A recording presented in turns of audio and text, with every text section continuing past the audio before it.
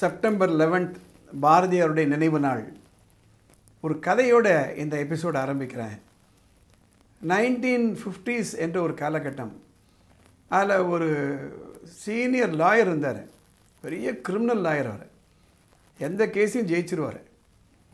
அவர்கிட்ட ஒரு கொலை கேஸு வருது. ஒருத்தர் ஒரு 15 வயசு பையனை கொன்னுடுறாரு.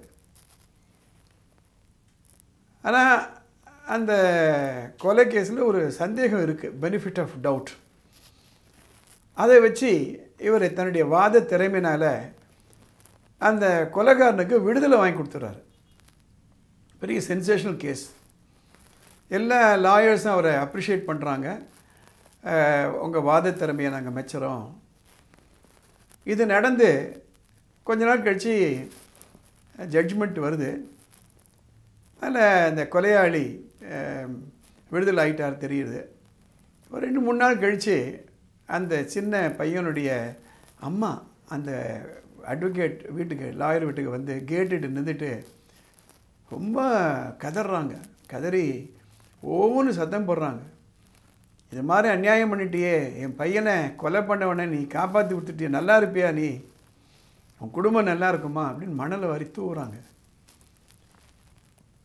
அது நடந்து ஒரு சில மாதங்களில் அந்த அட்வொகேட்டுக்கு பெராலிசிஸ் வருது. அவர் ஒரு 55 வயசுக்குள்ளே அவர் இறந்துடுறாரு. எதுக்காக இந்த கதையை நான் சொல்கிறேன் அப்படின்னா, நம்ம எல்லாருடைய மதங்கள், எந்த மதமாக இருந்தாலும் பாவம் செய்யக்கூடாதுன்னு தான் சொல்லுது.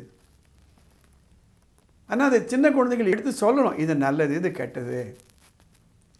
போகும்போது ஒன்றும் எடுத்துகிட்டு போக போகிறது கிடையாது. நல்ல பேர் அதை கூட விட்டுட்டு போகிறோம், நல்லபடியாக சொல்லுவாங்க ஊரில் இருக்கவங்கெல்லாம். அலெக்சாண்டர் ஒரு 3 ரிக்வெஸ்ட் வச்சாராம், தான் இறந்த பிறகு என்ன செய்யணும். அதில் ஒன்று, அவருடைய சவப்பட்டியில் அவர் உடல் போகும்பொழுது கைகள் மற்றும் வெளியிலேயே தொங்கிட்டு போகணும். என் கைகள் திறந்த மாதிரியே இருக்கணும்.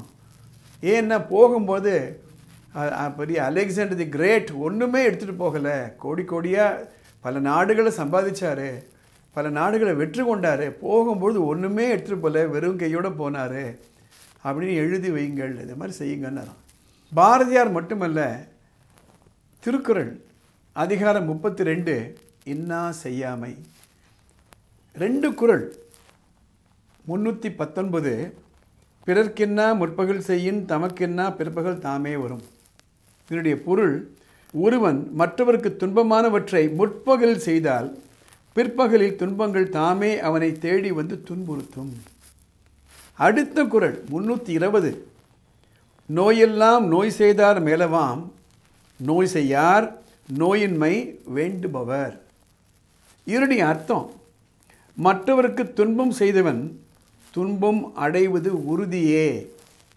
எனவே தனக்கு துன்பம் வருவதை விரும்பாதவன் பிறர்க்கும் துன்பம் செய்யக்கூடாது.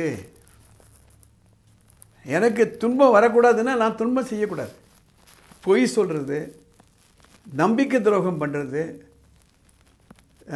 நண்பர்களை காட்டி கொடுக்கறது, மற்றவங்க பொருளை அபகரிக்கிறது, இதெல்லாம் செய்யும்பொழுது சந்தோஷமாக இருக்கும். ஆனால் என்றைக்காவது ஒரு நாள் நம்ம பதில் சொல்ல வேண்டியிருக்கும். கர்மா அப்படின்னு சொல்லுவாங்க. அந்த செய்யும்பொழுது ஒரு சந்தோஷத்தை கொடுக்கும். பதவி ஆசை, பண ஆசை. நான் எதுக்காக இதை நான் போடுறேன் அப்படின்னா, பாரதியாருடைய நினைவு நாள் 11th செப்டம்பர். அவர் என்ன சொன்னாரோ அதே மாதிரி திருக்குறள்லாம் சொல்லியிருக்கு. குழந்தைகளை வளர்க்கும் பொழுது சின்ன வயசுலேருந்தே நல்லதை சொல்லிக் கொடுங்க. எவ்வளோனா சம்பாதிக்கலாம், ஆனால் அது நேர் வழியில் சம்பாதிக்கக்கூடிய பொருளாக இருக்கணும். நம்ம நீதிகளையும் பண்புகளையும் எடுத்து சொல்லணுன்னா, எந்த சமுதாயம் மோசமாக இருக்க போதோ அதே சமுதாயத்தில் நாம் இருக்க போகிறோம். அதனால் குழந்தைகளுக்கு படிப்போடு சேர்ந்து பண்புகளையும் நம்ம எடுத்து சொல்லணும். அப்படி இல்லை அப்படின்னா கண்டிப்பாக நம்ம செய்யக்கூடிய வேலைகளுடைய செய்வனை நமக்கு வந்து சேரும். இந்த பதிவு உங்களுக்கு பிடிச்சிருந்தானா உங்களுக்கு தெரிந்த ஸ்டூடெண்ட், டீச்சர்ஸ் எல்லாருக்கும் அனுப்புங்க. இந்த சேனல் சப்ஸ்கிரைப் பண்ணுங்கள். அடுத்த எபிசோடில் பார்க்கலாம்.